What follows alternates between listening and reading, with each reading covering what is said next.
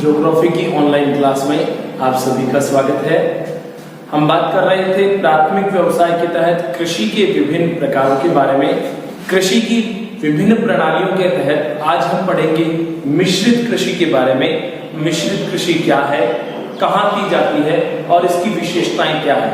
आइए टॉपिक का विस्तार करते हैं।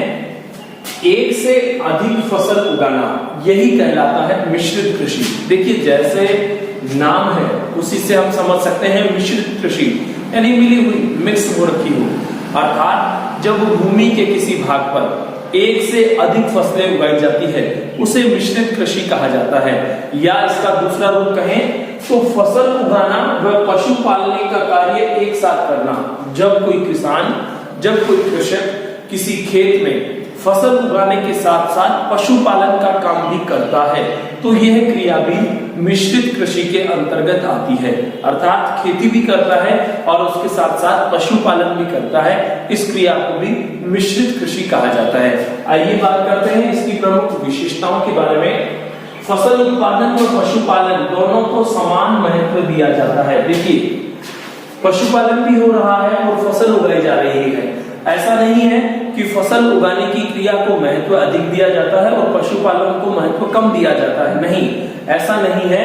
यहाँ फसल उगाना और पशुपालन करना दोनों महत्वपूर्ण होता है, इसलिए इन दोनों क्रियाओं को बराबर महत्व दिया जाता है। नंबर 2 विशेषता की बात करें तो खेत का आकार मध्यम होता है, ना बड़ा होता है ना छोटा होता है। मध्यम आकार के खेत इस खेती में लिए जाते हैं। गेहूं, जौ, राई, मक्का, सोयाबीन और चारे की फसल उगाई जाती है।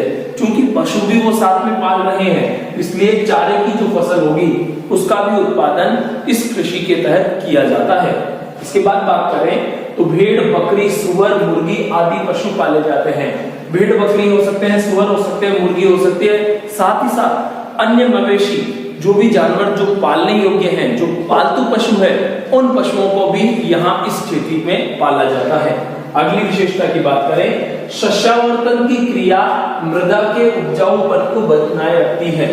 शस्यावर्तन की क्रिया, देखिए नया शब्द हो सकता है आपके लिए। शस्यावर्तन क्या है, मैंने इसको स्पष्ट करने का प्रयास किया है।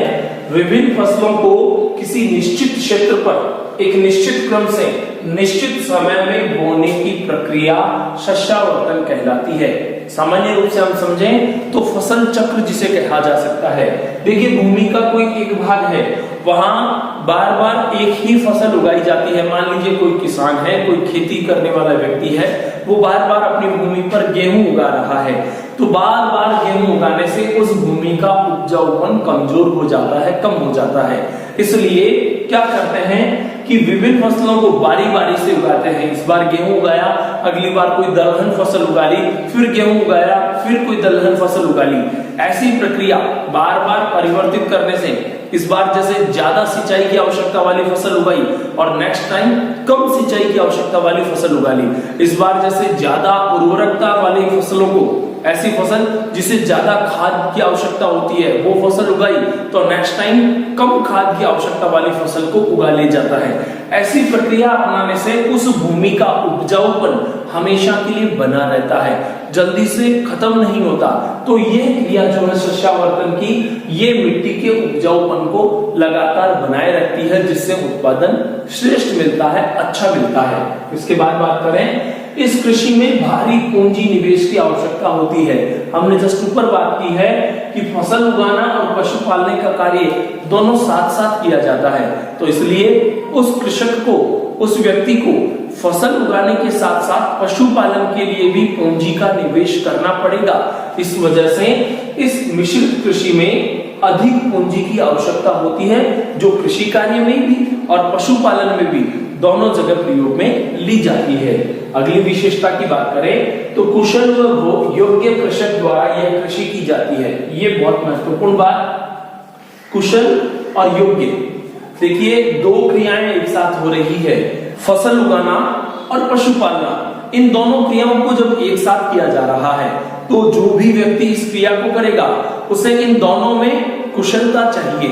एक ऐसा व्यक्ति जो पशु पालने में श्रेष्ठ है लेकिन कृषि करने में श्रेष्ठ नहीं है, या यूं कहें कृषि करने में श्रेष्ठ है लेकिन पशु पालने में श्रेष्ठ नहीं है, तो वो ये मिश्रित कृषि नहीं कर पाएगा। इसलिए मिश्रित कृषि करने वाला व्यक्ति पशु पालने में और खेती करने में दोनों में एक्सपर्ट होना चाहिए। इसलिए कुशल और योग्य कृषक के द्वारा ही इस प्रकार की कृषि को किया जा सकता है। आगे बात करें, यह महानगरों के समीप की जाती है। देखिए, पशु पाले जाते हैं और पशुओं से प्राप्त जितने भी उत्पाद है उनको शहरों में बेचा जाता है, तो इसलिए महानगरों के शहरों के समीप ये खेती की जाती है ताकि पशुओं से प्राप्त होने वाले उत्पाद को शहरों में शीघ्रता के साथ बेचा जा सके। यदि ऐसा नहीं हुआ तो वो जो पशु से प्राप्त होने वाले उत्पाद हैं वो शीघ्र खराब हो जाते हैं।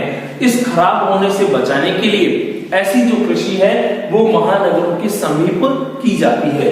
फिर बात करते हैं ये कृषि कहाँ होती है। उत्तरी अमेरिका के पूर्वी भाग, उत्तर पश्चिमी यूरोप, यूरेशिया के कुछ भाग, यूरोप और एशिया का जो मिश्रित भाग है उसे यूरेशिया कहते हैं, उसके कुछ भाग में यह कृषि की जाती है।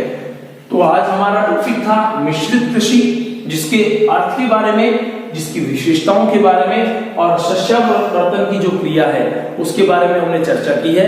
आप इस पॉइंट्स के सभी नोट्स को अपनी कॉपी में नोट करेंगे, अपने नोट्स तैयार करेंगे, हमारे अगले वीडियो का इंतजार करेंगे। तब तक पढ़ते रहिए, आगे बढ़ते रहिए। जय हिंद, जय भारत।